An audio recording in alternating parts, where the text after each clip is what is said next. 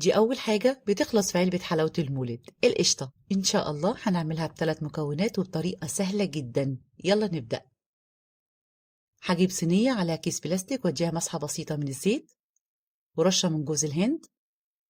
هستخدم الفواكه المجففة والزبيب. أنا هقسم الصينية على نصين، أسيبهم بقى كده على جنب. وعندي 3 معالق كبار من الجيلاتين، نص كوباية من المية السخنة بدوبهم كويس. هضيف كوباية ونص من السكر، يفضل سكر يكون أبيض، ونص كوباية من المية، ونص كوباية من عسل الجلوكوز.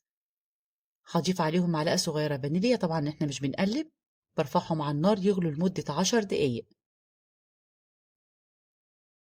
وأدي أول مرحلة في الغليان، وتاني مرحلة لما لونه يبدأ يصفر برفعه من على النار وأنزله بالشكل ده، وهضيف عليه الجيلاتين. هخفقه من المضرب، بس خلي بالنا عشان في الأول بيكون سخن جدا. وأدي المراحل بتاعته، بضربه لغاية لونه ما يفتح ويطلع كده فوق على المضرب يشبه غزل البنات. بنزله على طول في الصينية لأنه بينشف بسرعة. وطبعا السباتولا بتاعتي يكون مدهونة زيت عشان أعرف أنزله بالشكل الحلو ده. هوزعه بقى كويس، وهديله كده رشة من جوز الهند، وأنزل كده الفروتشي والزبيب. أضغط بقى بإيديا كده عشان كله يتماسك مع بعض. شايفين هو بينشف بسرعة. وأديله برضو رشة على الوش كده من جوز الهند. هغطيه وأسيبه طبعا بره التلاجة، ما بيتحطش في التلاجة، ويفضل ليلة كاملة من بالليل للصبح عشان يتماسك.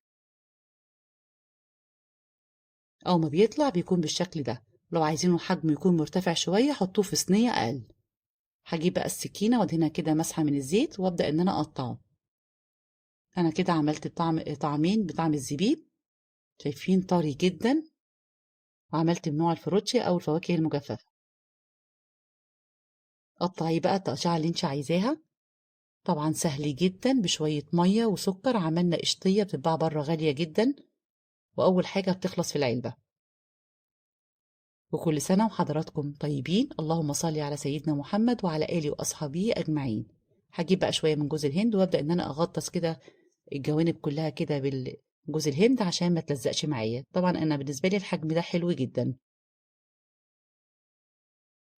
وادي كل الكمية معايا، سهلة جدا وبسيطة. شايفين بقى المطة بتاعتها حلوة قوي وطعمها جميل وسكرها مظبوط، يعني مش مسكرة قوي، حلوة جدا. جربوها وبالهنا والشفا.